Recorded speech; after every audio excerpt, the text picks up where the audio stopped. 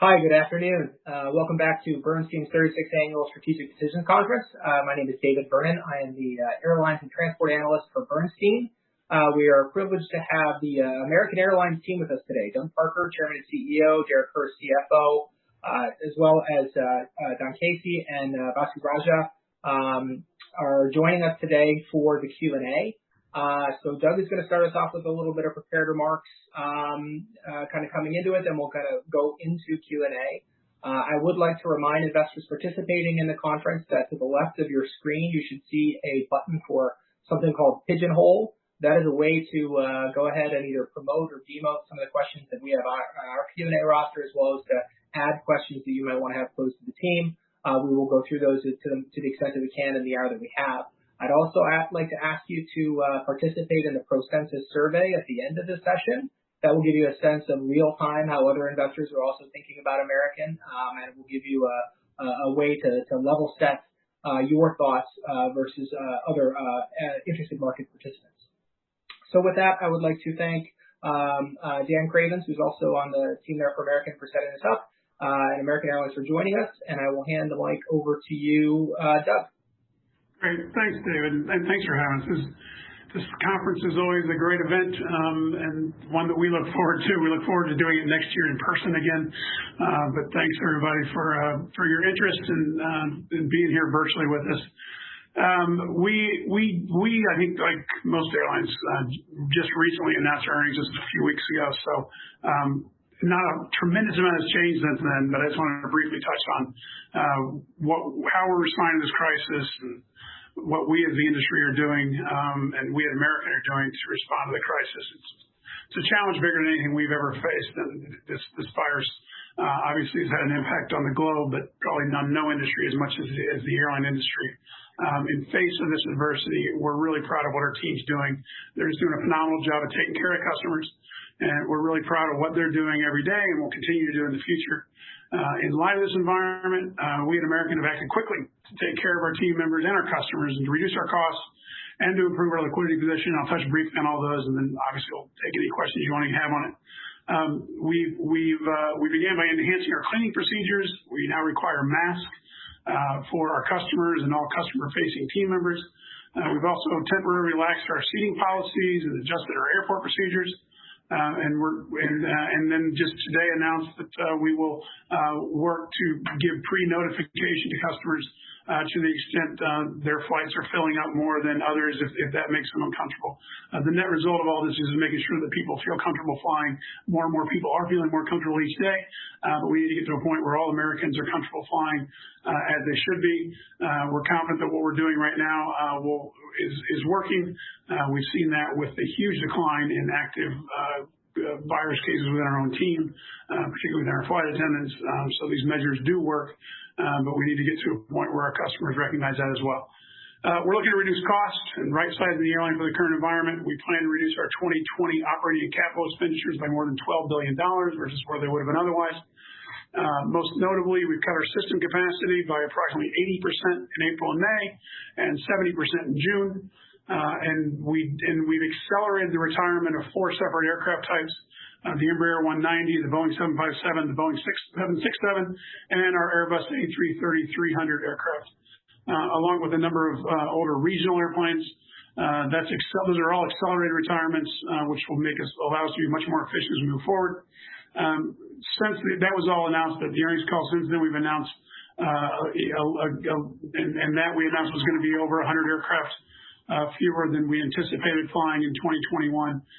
Since that time, we announced that we're going to take the A330-200s, which are younger aircraft, but we're going to take those 15 aircraft and keep them in storage, certainly for the foreseeable future. So that's another 15 airplanes we don't expect to be flying next summer, as well as certain of our older 737 NG aircraft, next generation aircraft. So as we look forward and as the demand environment continues to improve, but certainly don't have any view that it's going to get back to 2019 levels anytime in 2021. We're looking to make sure we're right sized, and we'll continue to do so. These take out both operating complexity and they also bring forward cost savings, but also give us some optionality to efficiently bring back aircraft with those 330s and 737s, when demand does return. In addition to that work, we've suspended we've done a lot of work on all of our other costs as we should. Suspended non-essential hiring, paused pay increases, reduced executive and board comp, deferred marketing, event and training expenses, and implemented voluntary leave and early retirement programs to reduce all of our labor costs. We've taken a collaborative approach with our team and union partners, and we've had great success so far. Nearly 40,000 of our team members have opted for an early retirement, a reduced work schedule, or a partially paid leave. Importantly, we don't have any large non-aircraft debt maturities for more than 2 years. We had outside of a $1 billion, 364 delayed draw term loan facility we arranged just in March. As to capital commitments, we pulled $700 million out of our non-aircraft CapEx plan for the next 2 years, and we're taking a hard look at our aircraft capital, and we'll work with our aircraft partners to only take aircraft with financing in place as we move forward. Look, what we shared on our earnings call still holds true. We continue to expect to end the second quarter with approximately $11 billion in liquidity. That includes the assistance that we are receiving through the Payroll Support Program of the CARES Act, as well as an anticipation of receiving $4.75 billion in a loan from the Treasury Department that we are still working on. We're having productive conversations with the Treasury Department, and they've been very nice to work with so far. So we anticipate we will have that done before the end of the quarter. But with that done, we still expect in the quarter with $11 billion in liquidity, which we think is a sufficient amount of liquidity, and importantly, with a significant amount of unencumbered assets, having done that to allow us to continue to raise more liquidity after. As the cash burn, we announced at the time of the call that for the second quarter, we expected to average $70 million a day in cash burn for the second quarter, and that we expected that number to decline to approximately $50 million per day by the month of June. We're right on track for all that. That's still our anticipation as of today. On the revenue side, some update from the earnings call over the last couple of weeks. We definitely have seen some improved demand environment. I got to be really careful whenever we talk about this because we are still flying only 20% of our schedule. But on that much reduced schedule, we are definitely seeing more demand than we've seen in prior months. The month of April, for example, we flew with a 15% load factor in the month of April. This past Memorial Day weekend, we flew with a system load factor of 56%. So we're certainly seeing improved demand on a much reduced schedule. So anyway, when we're flying 20% of our schedule, even at 50% load factors, we're down 90% of our revenue still. So these are early returns, but they are encouraging. This is much better than it was a few weeks ago, and it looks better as we look out into June. So we recognize we're a long way off from a full recovery, but we certainly believe the worst is behind us and we're on the uptick. We have a lot of difficult work ahead, but our team's fully engaged and focused on getting through this period of uncertainty.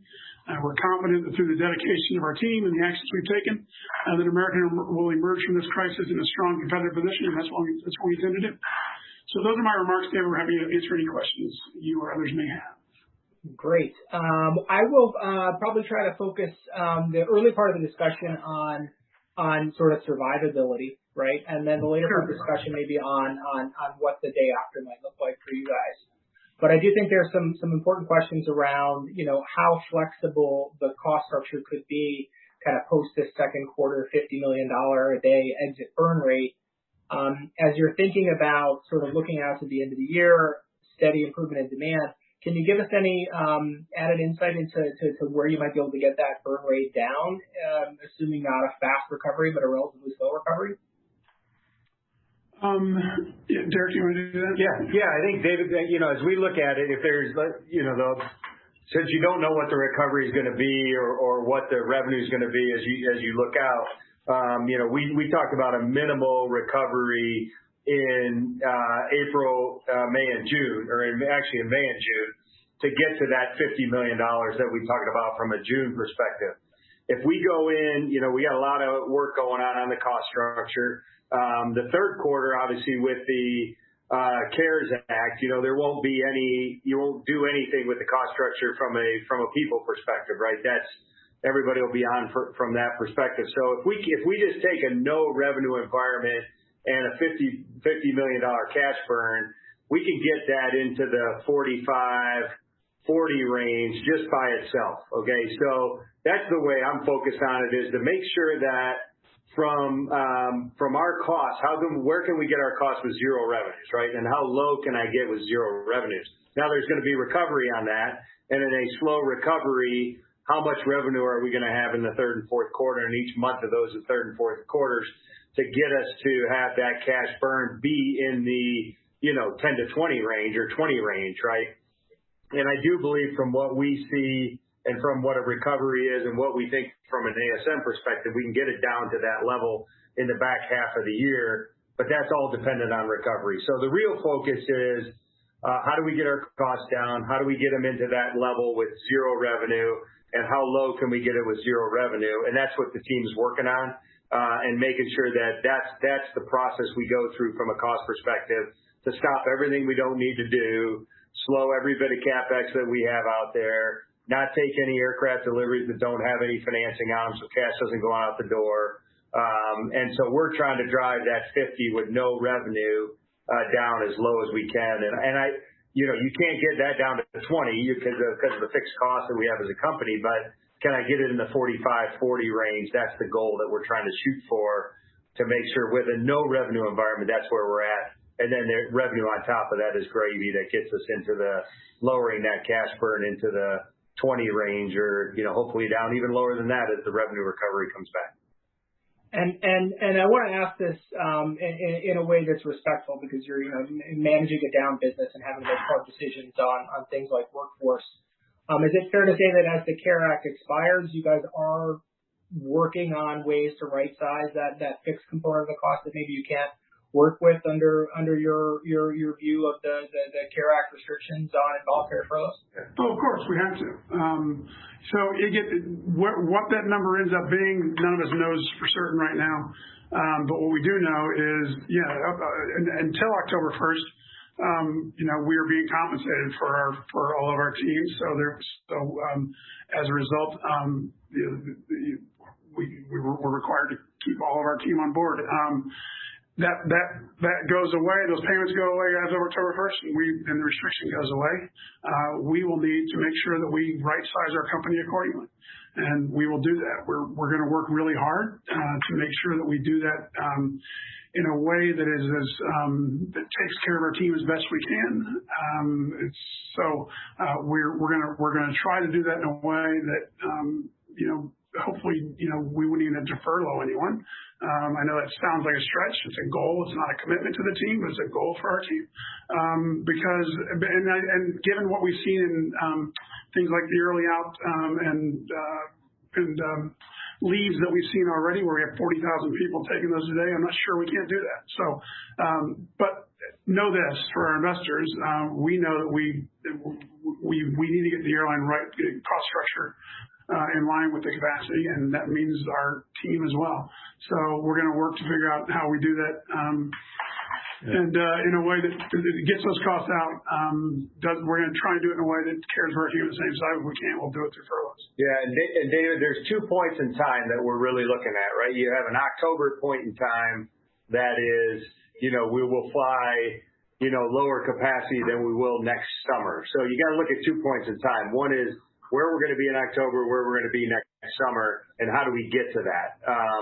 But we are going to do everything, as Doug said, to get where we need to be in the fall to right size it from a management perspective, right size it from a worker perspective, to make sure that we get that level where it needs to be in October by doing all the right things. And then how do we build it back up to and be flexible enough for whatever that growth needs to be in 2021, and have a plan for that coming back at that point in time, or keeping it, if the demand does not come back, the fact that you don't bring all those workers back unless you need to. So both of those are being worked on. Both of those estimations are being worked on as we work with Basu's team for a schedule, not only on what the schedule is going to be in the fall, October, November, December, but what's the schedule going to be next summer. That is helped by taking out the aircraft, right? So we've taken out, 157 aircraft. We've taken out fleet types. That'll really help us from that perspective and tie us into where we're going to be next summer to make sure that we right size from a people perspective the entire organization. Okay. And then maybe just to talk a little bit about the balance sheet in the context of all this, right? Coming into the crisis, Doug and Derek, you guys had taken a different financing and fleet strategy, I think, than many of the other airlines that left you in a more levered position. And since the crisis, you guys have taken a fairly different tack towards raising capital, whereas some of your peers may have been quick to the short-term market or to the secured markets, even some raising equity. You guys are taking a slightly different tack. Can you talk from your perspective about what makes your situation with the balance sheet and approach to raising liquidity different than maybe peers in the industry, and why you're doing it, why you're taking the steps that you're taking in terms of prioritizing, for example, the care loan over finding a way to add leverage to the unencumbered assets that you do have? Sure. I'll do that. Again, rather than, I don't know that I can contrast everybody else without you asking them why they're doing what they're doing. I'll tell you what we're doing and why we think it makes sense. We did first off, I don't think we're that dramatically different in terms of how we all went into this. We closed an unsecured deal just before all this, in sometime in February at 3.75%, $500 million unsecured deal in February that we closed on with Derek's good leadership. Then as the virus spread to the United States in March, we, like I think most others in the industry, went and used the slot gates and routes 364-day delayed draw $1 billion facility we put in place. So that's the $1 billion that I said we have still amortizing. So we did that next. And since that time, we have indeed focused our attention on the CARES Act proceeds. And we started at a higher liquidity position. Yeah, fair enough. And we did. We ended the year with more liquidity, or ended the quarter with more liquidity than others, because of our higher debt loads. We always carry more cash than others. So as we look to what made sense for American, given all that, we went to the CARES Act, which I think is going to the next most efficient proceeds. First was the PSP payments, of course, which we all availed ourselves of, but that was $5.8 billion for American. So the question then really is, what do you do next? We find ourselves with something on the order of $10 million of unencumbered assets, excluding the value of the Advantage program, and a commitment from the Treasury Department to loan us $4.75 billion at LIBOR plus 350. Yeah. So that seems like the next best place to go with the assets we have, and to figure out, having done that, do so with a goal of raising that $4.75 billion and still having significant unencumbered assets left, rather than trying to, anyway, not suggesting that others did something different than they were wrong, but from our perspective, it didn't seem to make sense to go use some of those assets and not have them available to have in the conversation with Treasury. Rather, like I say, this is the next best opportunity, certainly from an interest rate perspective and in size. So that's where we are. That's going well. Like I say, we expect to close that sometime, certainly in June. And having done so, expect to have significant unencumbered assets behind it to go do other things with. So I like what we've done. I'm sure others like what they've done, but I don't think there's anything particularly different about American versus others. It's just sequencing. Okay. I guess as you think about the value of those unencumbered assets and the loan to value that you can get, I mean, are you concerned at all that given where your debt is trading in the public markets, that you may not be able to get as favorable terms against those unencumbered assets? Or are you optimistic that maybe if you were to go try to tap into those 6-9 months from now, that the demand environment's a little bit better and you're just going to get a better deal on whatever debt you do raise? Yeah, another part of the sequencing. I think that's a fair point. I think our perspective is whatever the market reception is to those assets, it'll be improved once the government loan proceeds are in. As much as we have extreme confidence that 4.75 billion is coming in, there's still until it's done. I'm sure there's some question among some as to whether it is. So we think that confidence will help the debt markets with whatever comes behind. Okay. The other thing that I wanted to kind of approach head on with you, if we can, if you look at where the credit default markets are looking at your debt and the probabilities of default, and pretty seems like every other day there's an article, highlighting that Americans levered and is going to head to bankruptcy. How are you and the team thinking about bankruptcy as a tool to manage this debt crisis? Is this something that is even on the table? Like what is the market sort of reading into the situation that is not correct from your point of view? Well, anyway, I'll just start with this. The bankruptcy as a tool thing is what's resonating in my head. Like, I've heard people say that. And I can just tell you this.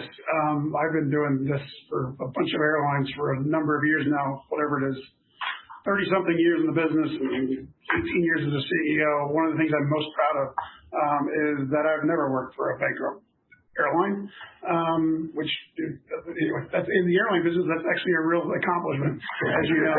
So look, and the reason that is because I don't think people should view bankruptcy as a financial tool. I think it's failure. I think our job is to preserve shareholder value, and that's what we're going to do. That's what we've done from the time we've all been working. That's what we're going to do in this case. We don't look at that as an option. That's failure. So anyway, that's what I think. And what I think about our industry in that regard, by the way, I mean, I will say this: what's different about this crisis versus some other crises is that in the past we find ourselves where it really did matter if maybe somebody went away. That would be helpful to the cause. In the less rational business that existed, in the 90s and the 2000s, running faster than the other guy before you got caught by the bear mattered, because their capacity would go away and all of a sudden your revenues would go up. That's not the case here. There's no one trying to push anybody else out of business, because it's a demand problem, not a capacity problem. It's all about demand. We need demand to come back. So at any rate, that's the one way I would characterize this as different. Is all about demand. But I come back to, irrespective of what it is, bankruptcy is failure. You're not going to do that. What I think is going to happen as a result of all this, for what it's worth, is while some like to play the game of who might be in trouble, I think we're all going to be fine. I think we're all going to go raise enough liquidity to get ourselves through this wall, and we'll all come out with more debt than we had before. We'll have to work on that over time. But I don't think you're going to see any airlines go by the wayside as a result of this crisis, because again, it's a demand crisis, and one that will be resolved by all of us doing what we need to survive long enough to have until demand returns. What I do think, though, is the effect is going to be as though a large airline went away. I mean, what I think you're going to see is in the summer of 2021, the collective U.S. airline business 10 to 20% smaller than it was in 2019, which is a really big airline. So, which I think is a positive. So anyway, a long way of saying, we're in this for the long haul. I think we're all going to be in for the long haul. But don't take that to mean we're all going to be flying the same number of airplanes, and therefore we got to figure out a way to have 2019 revenues in 2021. I think we're all building our airlines in a way that doesn't anticipate having 2019 revenues in 2021. So I'm sure you guys have been through the gauntlet a little bit at other investor conferences and talking to your shareholders. As you look across the past month or two's worth of engagement that you've had with investors, what would you say are the two or three most overlooked points of the American story that point to your ability to survive this crisis?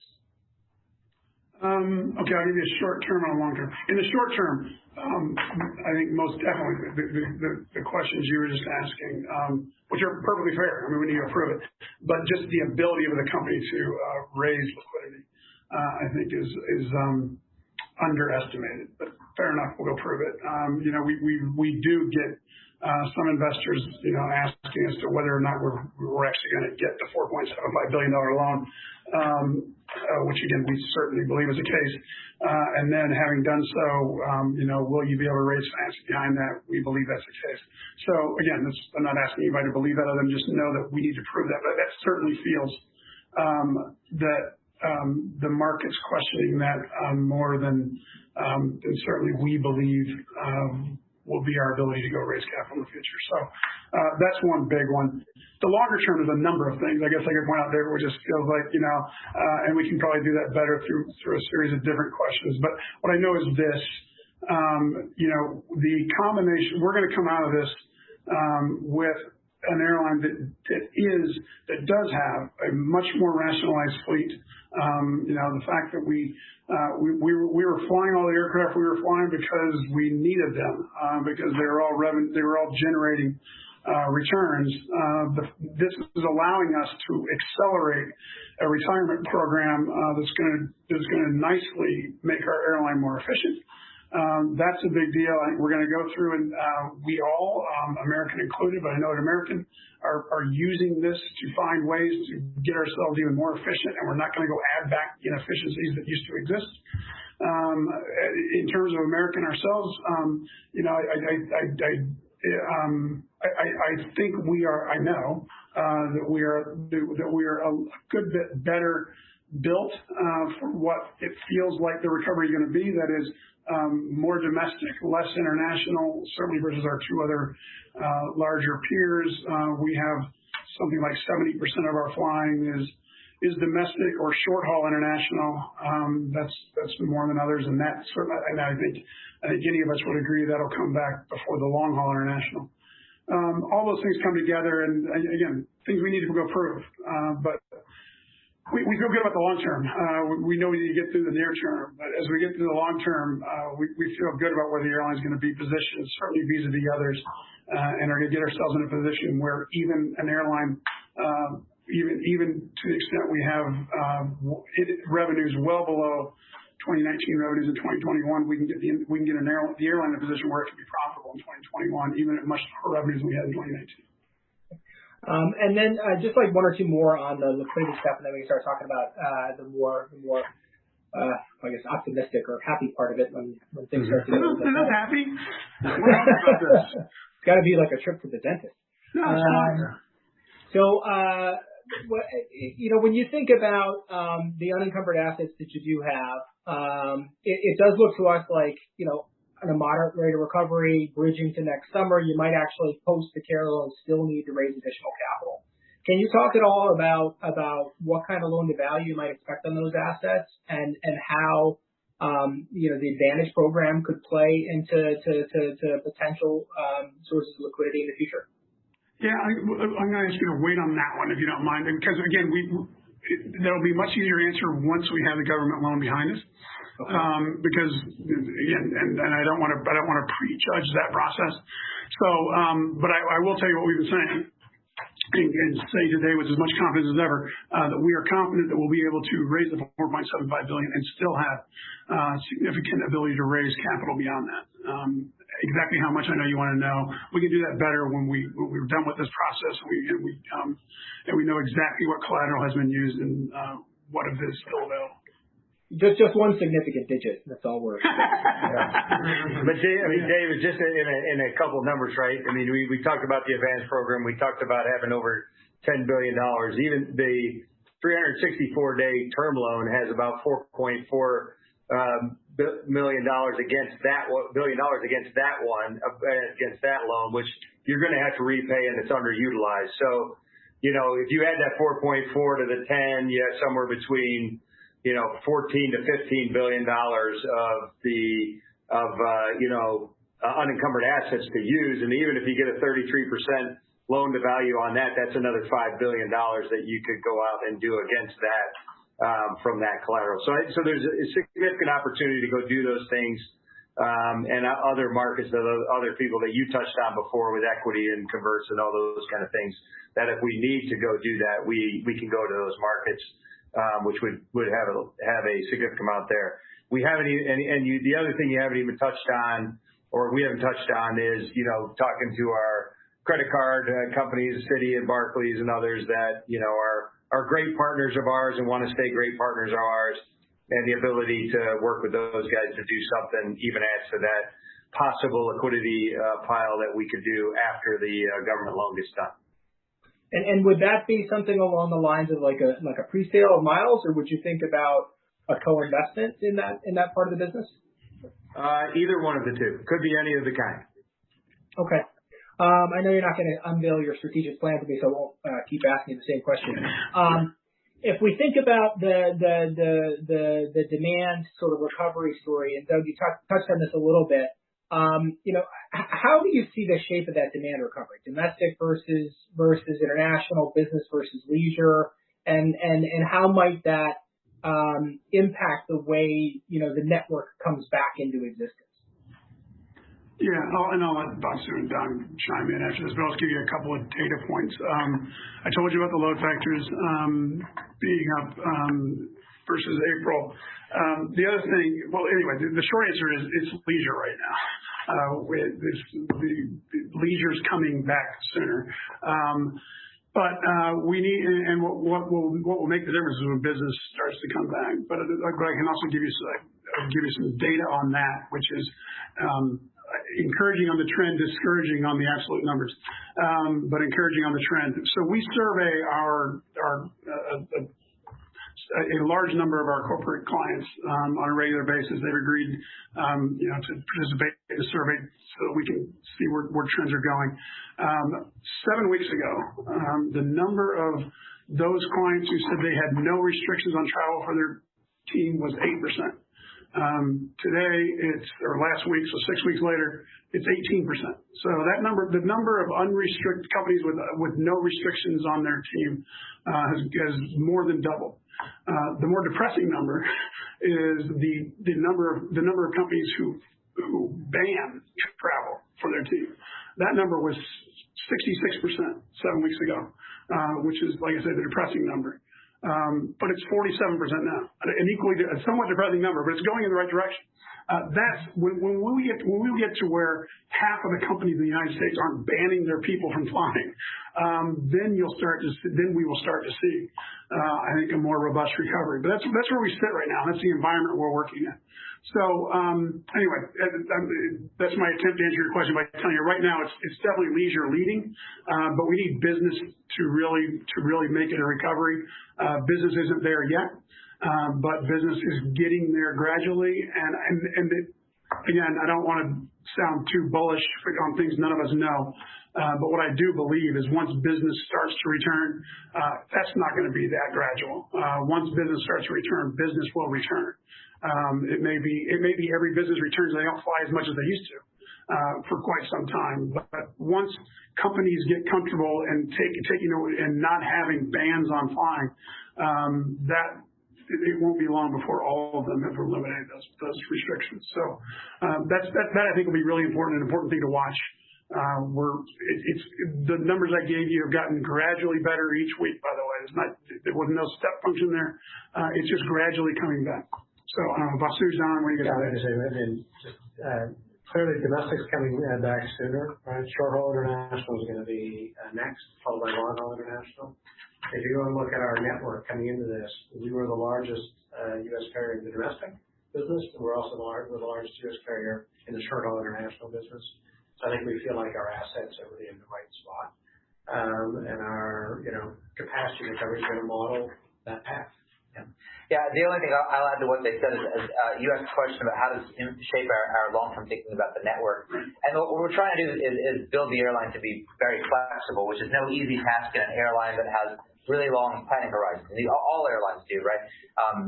18 to 24 months to get an airplane, 12 to 15 months to build crews to fly the airplane, a certain amount of time to even source the infrastructure to house the airplane. So what we are endeavoring to do is first of all, be really conservative in how we think about long-term demand, especially in long haul, which, given the comments you just heard, is already showing really kind of protracted weakness even headed out into 2021. And so by being conservative in how we think about demand, we're erring to the side of taking more capacity out and taking out the expenses that go with that, but building the levers such that if indeed demand comes back, we can respond to that pretty aggressively and really play to our strength, which is the huge connectivity of our domestic and short-haul system. And then I guess as you think about this process of the data points getting better, how are you and the team thinking about safe traveler protocols, or what are you hearing from customers about safe traveler protocols having an impact to sort of maybe accelerate that demand recovery? I mean, is it realistic in any way to think that the prohibition on middle seat sales could last into a better demand environment, or are we looking at a time in the future where we're going to have to submit a temperature record to buy a ticket? Like, how should we be thinking about the safe travel protocols and how the industry is going to maybe help facilitate the demand recovery? Yeah. Well, again, first off, incredibly important, of course, and not American and all airlines. People have to feel safe when they travel. We know that. We know they are safe, but we need to make sure people understand everything we're doing to ensure they are safe, that indeed that's the case. It starts with cleanliness. We at American, and again, this isn't something we compete on as an industry. We all are doing amazing jobs and huge increases in the amount of cleaning is done on airplanes before customers arrive. So the aircraft are clean as customers arrive. What we also has always been the case, but I don't think people understand well enough, is how well circulated the air is, how clean the air is. It's replaced every 20 to 30 seconds on an airplane with altitude air, and it's or every 2 to 3 minutes, I guess, at altitude air, and it goes through these HEPA filters, which are kind of hospital type standard filters of air. So the air is clean, the airplane's clean. We know that social distancing, the traditional social distancing that we've all come used to, 6 feet of space, is a hard thing for us to deliver on aircraft. We are doing a number of things, including restricting loads to make sure that there's the opportunity to provide social distancing. But the main thing we can do in this environment is what we all do when you can't guarantee social distancing, is to wear facial coverings. Our flight attendants wear facial coverings. Our customers are required to wear facial coverings in flight. And we also make sure that we don't have interaction between people in flight, so we don't take carts down the aisle and things like that as we used to. All these things work, by the way. Again, the evidence that we know for certain is that the active coronavirus cases of our flight attendants in America are down something on the order of 90% from where they were as a peak before we were doing all these things in early March. So it does work, but we need to work as an industry to make sure that our customers understand all these things, and indeed it is safe. Until we do, we're going to have a huge amount of the population that's not willing to fly, and that's not acceptable. So we will keep working it. We're working it as an industry through A4A. We have a lot of our partners working to help us to do that as well. Manufacturers like GE and Boeing who agree with everything I've just said, but know that we need to get some more medical data out there for others. So we will keep working it to ensure that's the case. But that's it. It's a layered approach that we go about to make sure that at the end of the day, customers know that they will be safe flying. And I guess if you think about coming out of a crisis and assuming demand starts to recover a little bit, you're at that level of next year's summer flying that you think you're going to be at. The airline's going to look very different, right? You're going to have a smaller number of production platforms. I would imagine some of the older pilots will have retired. Is there a way you can help us think about the how efficient the post-COVID American is going to be relative to the pre-COVID American because of some of this simplification? Yeah, I'll try. And again, yes, one will be more efficient. We will, in addition to having what you just mentioned, which is having downsized the airline and making sure we don't have excess assets and resources, including team members. We'll work to do that in a way that, for example, as pilots, it would be better if we could do that through early outs than through reducing at the bottom those who are paid less, or as people retire, not replacing them immediately with those at higher rates. So there'll be some efficiencies that way. Most of the efficiencies, though, will come from one, what we talked about in terms of having this the much more efficient fleet, retiring fleet types makes a big difference, and being more efficient with the team, not just having if we're 20% smaller, having 20% fewer people. We can do better than that. We certainly know that within management, and we will do that. That we can use this, and we're able to use this crisis to figure out things that we can do more efficiently. We simply won't add back some things that we had in the past. That we also know we can do that. We're finding we can do that in other parts of the operation.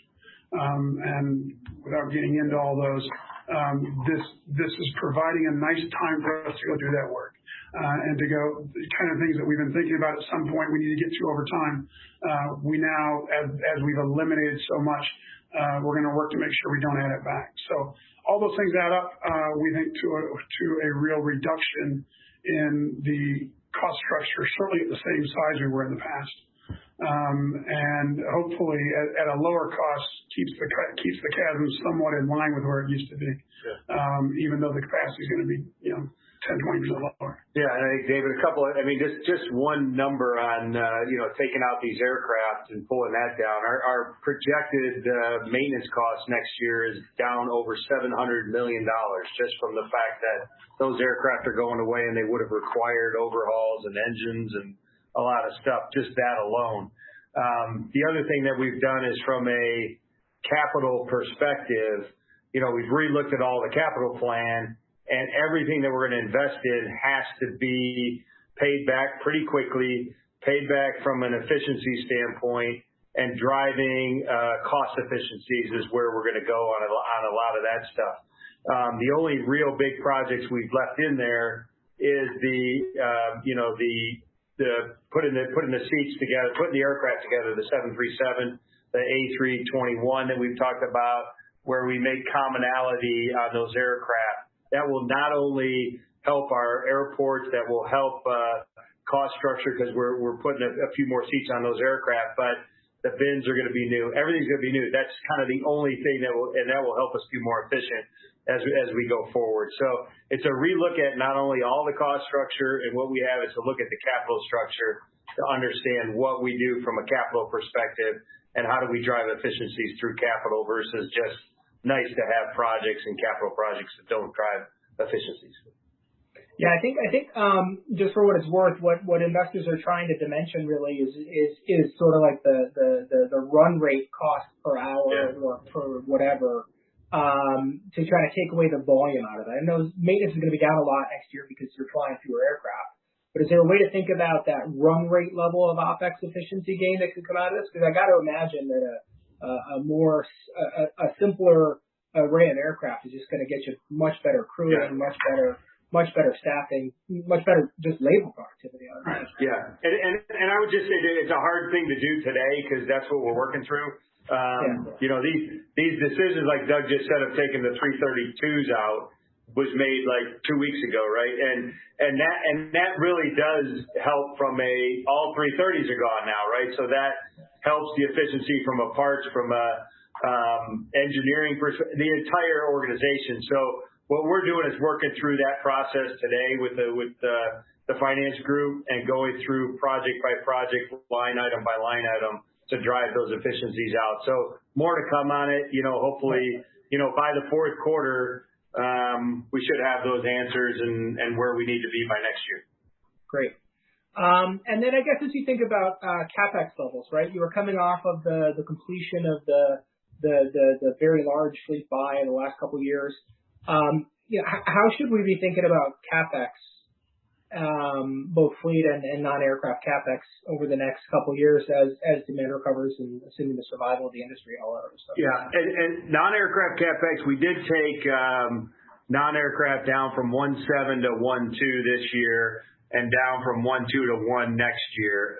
And the reason it's still up a little bit is just due to the project I talked about with the fleet modification, because that's a huge NPV project that we want done, and we're actually speeding it up a little bit to have it done by next year.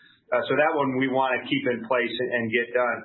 From an aircraft perspective, we're at about $2 billion this year and $1 billion next year. But we are relooking at all of that. We want to make sure that every aircraft that comes in has financing on that. Now we're pretty good through 2020. 2021, some of those aircraft don't have financing on it, so we need to work with Boeing and Airbus to make sure that is the case. That we go forward, make sure that they're fully financed and we're not putting a lot of cash out for those aircraft. If we go forward to 2022 to 2024, I think a run rate from a non-aircraft CapEx is going to be $1 billion to $1.2 billion. There may be a little bit pent-up demand because of the fact that we're going to keep it down for the next 2 years. And from an aircraft perspective, we run those years in the $1.5 to $2 billion range because we don't have a lot of aircraft coming in 22, 23, 24. Now that could change if we shift aircraft or do something like that, but we'll keep our CapEx even for the next year it's about 2.1, and then in 2021, and then it's only 3.2, 2.7, 3.2. So it's in that 2.5 to 3 range combined. That we believe we can run from a CapEx perspective over those few years. But it'll be significantly down the next 2 years.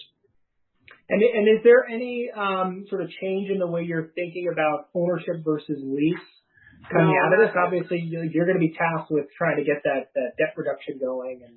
Yeah, not really. I mean, I think for the perspective, because when you look at when we count our debt number, leases are now put in that number. You take 9 times leases are in there.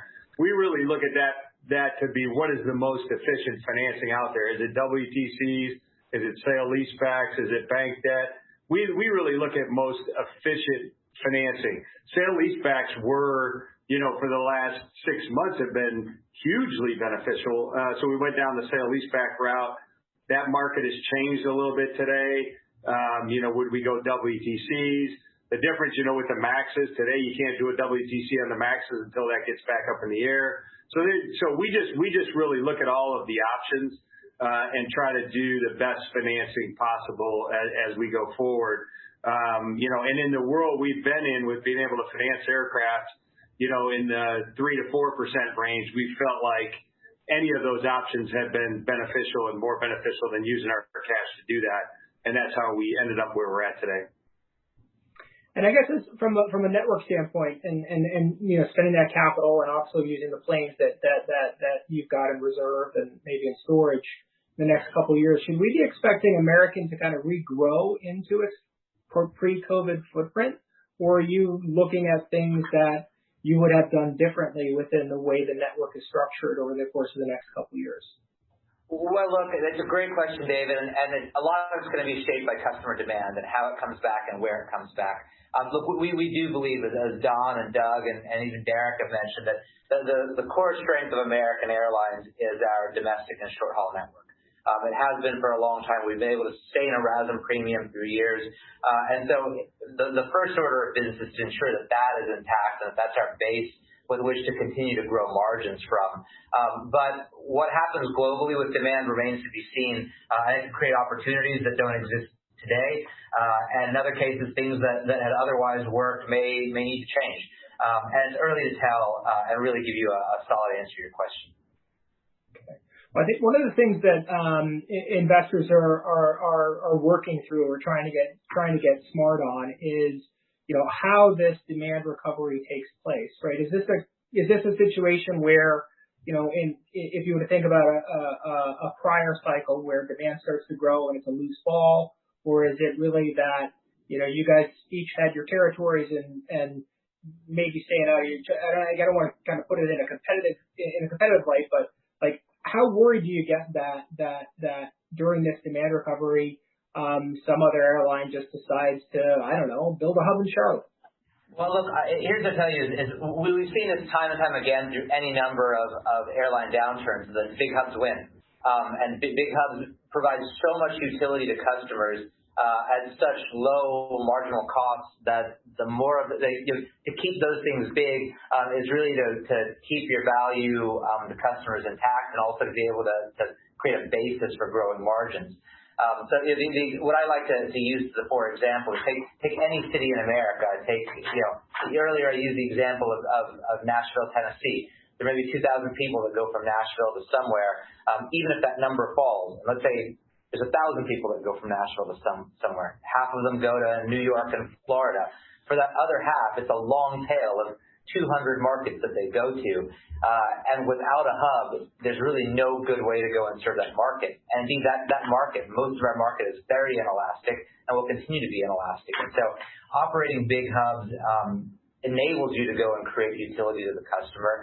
And the bigger your hubs are, the more successful you are in doing that.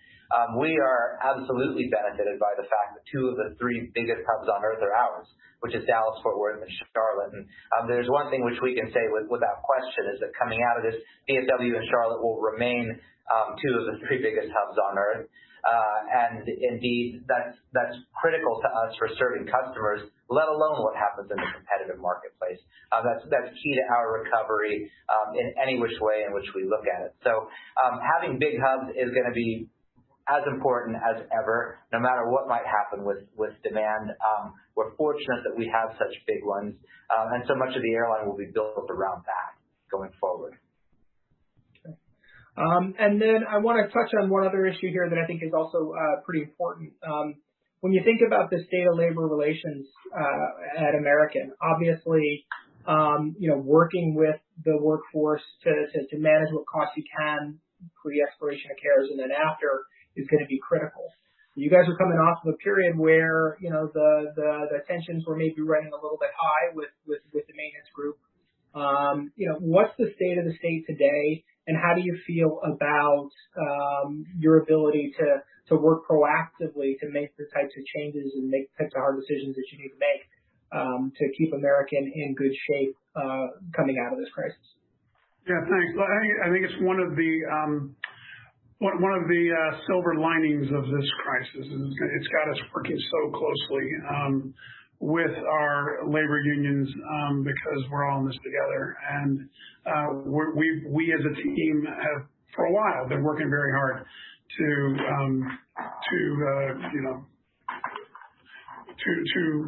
change some of the history that's been in place at American over time, rightly or wrongly, and make decisions that show that we really do care about and support the team. Those have had a positive impact, but they're making a big difference now because as we go talk to the team about this and how we hope to manage through it. I mean, all you can do at this time is be sure you're letting people know everything you know as you know it, which we're trying to do. Letting them know what you don't know, which we're trying to do. Mostly about what demand's going to look like in the future, and then letting them know, given that uncertainty, what we're all going to need to do working through together. So we'll continue to do that. Right now, the relationships are as good as they've ever been. We hope to keep them that way because we need to, because we all need to work this together. And coming into the crisis, I think one of the biggest issues on everybody's mind was a new pilot deal and the impact of sort of a stepped up level of profit sharing.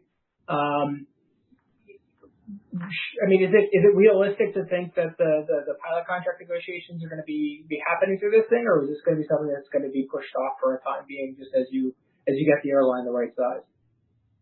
At this point in time, we're as far as I know, there may actually still be negotiations going on, but I don't think either us nor APA are spending our time worried right now about getting that contract done anytime in the near term, as I assume is the case. The other airlines that have open contracts right now are amendable contracts. So anyway, we'll get to that at the right time. This is not the right time to be trying to close negotiations for long-term contracts. It's just too uncertain. Okay. And then I guess as you think about kind of moving beyond the pandemic, how do you think your priorities are going to shift from either a cost or investment level going forward? Like, is there things that you have identified through this crisis that are things that you want to do differently, or capabilities that you want to kind of build into the network? How do you think about managing the business post-COVID? Yeah, look, in the immediate term, again, I touched on some of those. We will indeed go through and get some efficiencies, which this has facilitated and indeed required. But the short answer to your question, how we manage differently, is we're going to come up as we emerge from this. We're going to be managing for cash flow, because we need to manage for cash flow in order to pay down the debt that we will have incurred because of all these losses. So that's where the focus will be. Not that it wasn't fully there before, but it'll be singularly focused on doing that as we emerge, because that's what we're going to need to do. Okay. And then I guess as you think about the longer term sort of capital structure for the airline, is there a change in the way you're thinking about the amount of leverage you want to have on the business longer term? Are we going to be coming out of this and really paying down the leverage? Like, how are you guys thinking about that? Yeah, well, again, I think we're thinking about this. Every one of these businesses, we're all going to be more levered than we were before, and there's no doubt about that. These are huge losses that we're all going to largely fund by incurring more debt. So we're all going to come out of this more levered, and therefore you're going to see, I think, every one of us looking to de-lever as quickly as we can. And as American being more levered than others, we were already working on a de-levering plan. It becomes that as much important. So anyway, I think absolutely. I don't know where we all end up. Do we end up in, once we get back to where we were, do you keep going on the de-levering or not? I don't know. That'll be a high class problem to deal with at some point a few years from now. Right now, I think we're definitely all going to come out of this a lot more levered, and as a result, we'll all be working to get back to where we were. All right. Well, we're coming up to the end of our sort of a lot of time here on the presentation side. I want to thank you and the team for joining us. Is there anything you'd like to leave us with, or leave investors with, as a message about sort of the opportunities for American, the survivability of American here before we wrap up?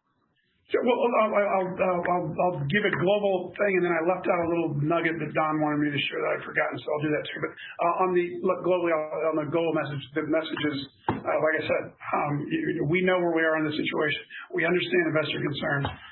We are confident that we will do all the things we talked about to ensure that our shareholders are taken care of, and that our debt holders are taken care of, and that our team is taken care of. And we know what those issues are, and we have a team in place to do it, and we have the attitude to do it, and you'll see the actions from us to do it. So we appreciate the interest. The little nugget that I left out, and again, I don't. Now that I'm closing with it, it's not that big a deal. But I meant to have my introductory comments, because it's one of these airline fun facts. On the green shoots, we about 2.5 weeks ago went from this. Receipts actually went positive. That is, the refunds that we got that we had to issue had been greater than the receipts. About 2.5 weeks ago, we crossed that line. The interesting piece is we look at that, or Don looks at it anyway, on advanced purchase buckets. And what we've seen is where we were growing those receipts were things, outside of 90 days or a good bit inside of 6-7 days. People either needed to travel quickly or were stimulated to travel because of fares inside that, or people were willing to make reservations 3 months out. We're now positive in every single one of these fare classifications. And the 14 to 31 was the hardest one.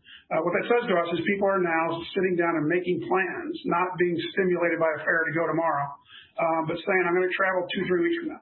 That's encouraging. That hasn't been the case up until, and we've now had 8 days in a row of every single fare, every one of those advanced purchase buckets having been positive. Now, again, in the old days, they were always positive, and they were wildly positive. But that's another indication that feels to us like they're definitely getting better. We're still down 90% from where they were. But it feels much better across the board. And that, as well as some other things, are things we all need to be looking at to figure out when things really do return. So, again, thanks for your interest. We'll keep plugging away. Well, that's a great note to end it on. Thank you guys very much again for your time. Thanks, Dan, for setting everything up. Investors, please participate in the consensus poll, and we will be in touch next time. Thanks, David. Thanks, David. Thank you.